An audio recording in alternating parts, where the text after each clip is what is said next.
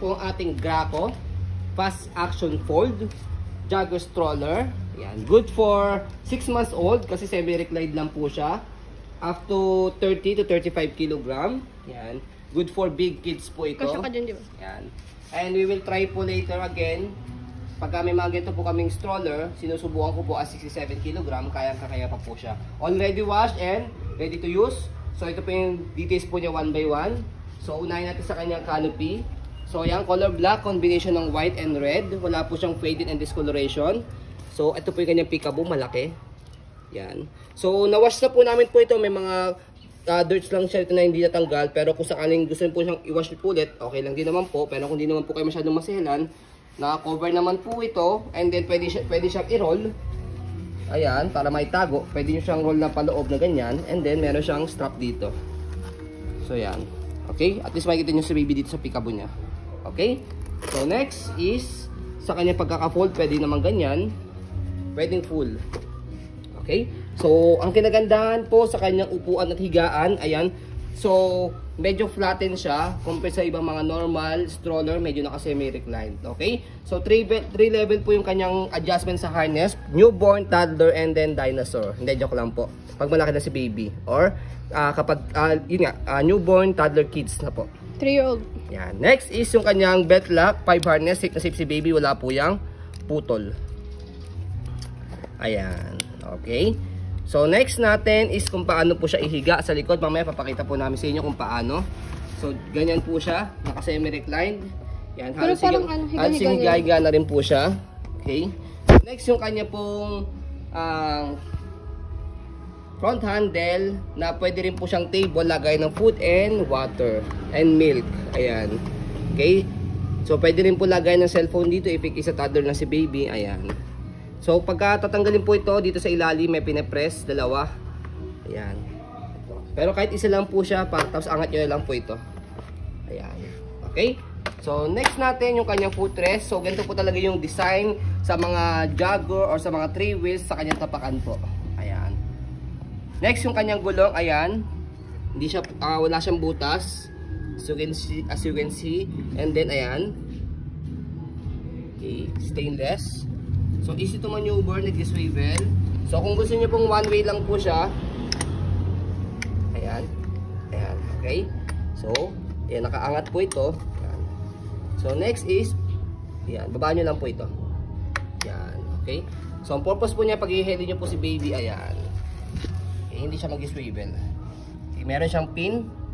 Okay? Hindi siya butas. Okay, next. Yan details ng wheels. Next sa kanya pong body frame, yan, Malabike. color gray. We're not sure kung aluminum po siya or stainless. Yan. Kaya hindi po siya kinakalawang. Yan. And then, yung kanyang napakalaking gulong. Okay, yung gulong niya is halos 2 dangkal ko na. Malabike. Yan. Okay, kaya good for big kids po talaga po ito. Ayan. Okay, so next natin, yung kanyang kabilang gulong. Ayan, wala siyang butas. May pin yan. Details ng gulong para makita nyo. So, parang pang-bike na talaga siya. Okay, yung kanyang basket, max po nito is 15 kg. Pero much better kahit mga 10 to 12 kg lang para hindi po siya masira. Yan. And then next sa likod, ayan po yung kanyang likod. Okay, so dito siya ina-adjust. Pe-press nyo po ito. Ayan, iaangat nyo pong ganyan. Ito po yung pinakataas niya. Ayan dito. Ayan. 3 levels yan. Ayan, 3 levels. 1, 2, 3. Yung 3 niya pinaka-semi-reclined.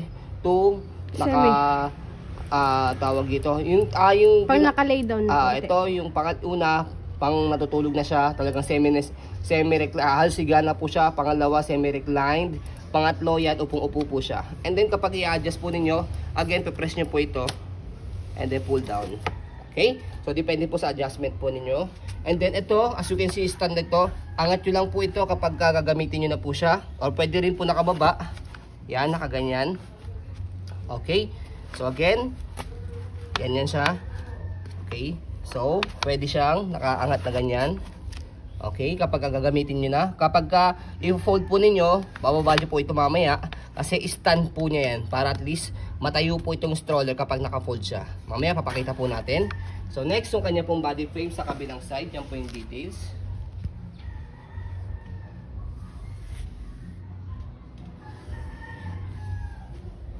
Ayan.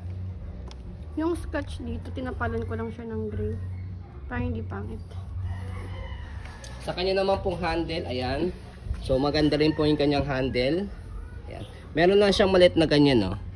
Ayan, maliit lang. Pero pwede yan lagyan ng, kung gusto niyo pong hindi nakikita yan, bag hook. Ayan. Okay. So next is yung kanya pong sa harapan, kay parents, pwedeng lagayan po dito ng Starbucks or depende po sa inyo na drinks. Starbucks talaga, no?